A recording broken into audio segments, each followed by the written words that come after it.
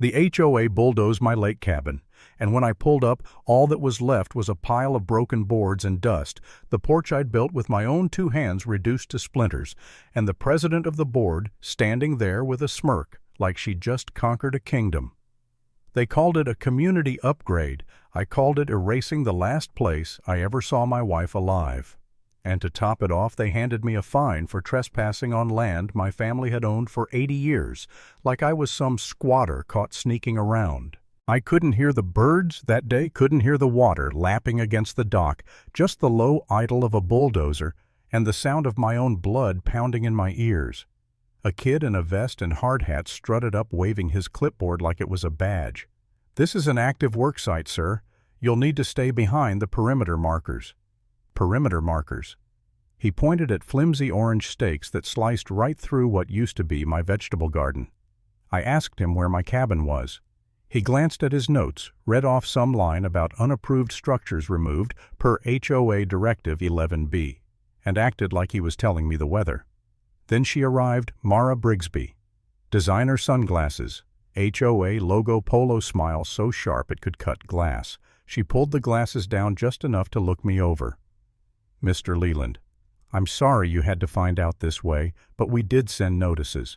Your structure was unsafe. We've already secured county permits for a new community pavilion. It's all for the good of everyone."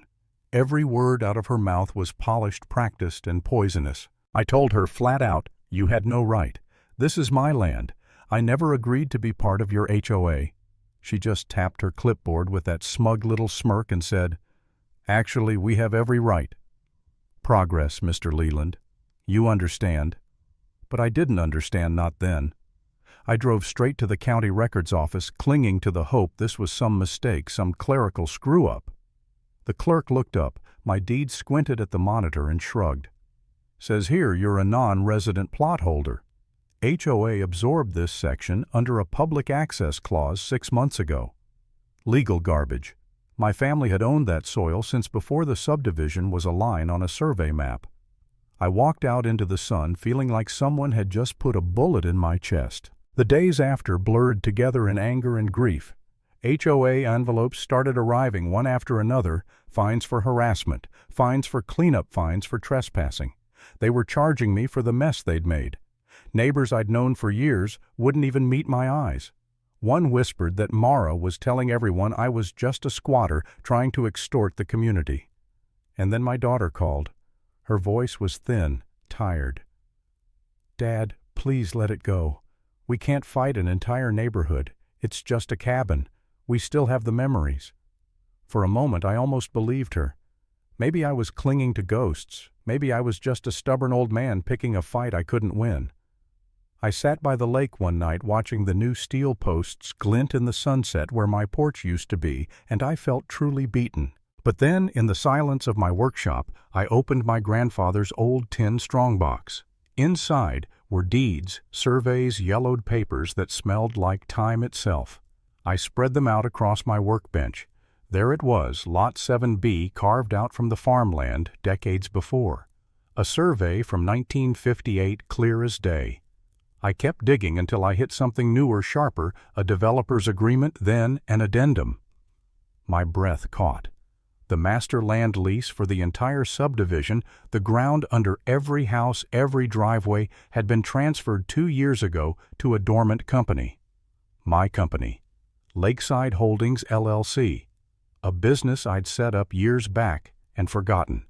Which meant the HOA hadn't just trespassed, they'd defaulted on a lease they didn't even know existed. For 18 months they hadn't paid a dime, and by the letter of the contract I wasn't the squatter. I was the landlord. That realization was like steel sliding into my spine. Rage turned cold steady. I called an old friend, Dana Morales, a land use attorney who had made a career chewing up developers for breakfast. She studied the papers, leaned back, and said with a grin, "Jack, you didn't come here for a cease and desist. You came to drop a bomb." We reactivated Lakeside Holdings, filed the quiet title action, and let the gears of the law start turning.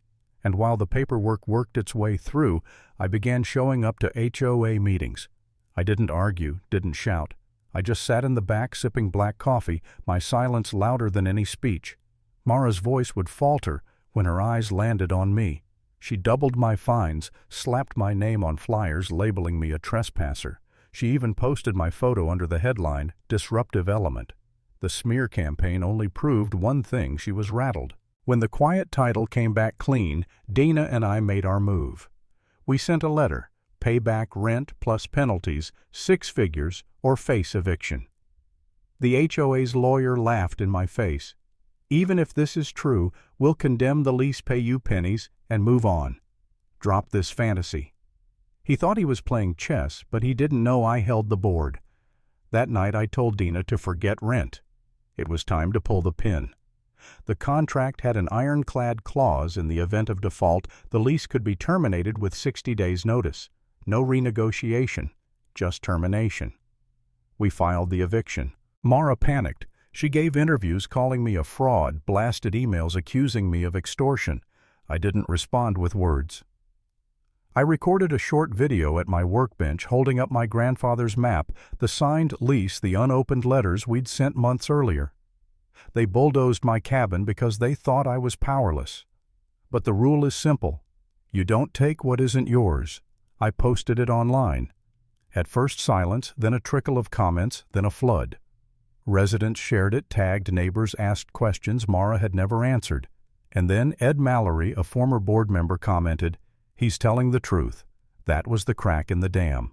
I called for a community town hall. Fittingly, we met inside the unfinished skeleton of the building they'd started on my land. The room was packed. Mara took the mic, tried to spin it as misinformation, but I stepped forward, clicked the projector, and the wall behind us lit up with my grandfather's survey. I told the story piece by piece, the evidence towering 10 feet tall behind me. 18 months of default. Hundreds of thousands unpaid.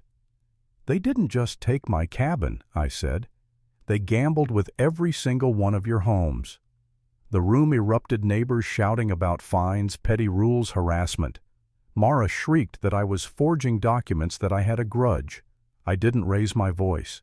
I laid 2 papers on the table: her cease and desist letter to me and the eviction notice terminating the HOA's right to exist. The crowd turned. Ed stood up, called for a vote of no confidence. Hands shot up, phones recorded every second. And just like that, Mara was stripped of power, her reign collapsing under the weight of her own arrogance. That was the moment. Watching her face drained of smugness, twisting with rage as the people she ruled turned on her. There was no need for cheers or applause. I'd seen enough battles to know when the war was won. Power built on lies will always crumble.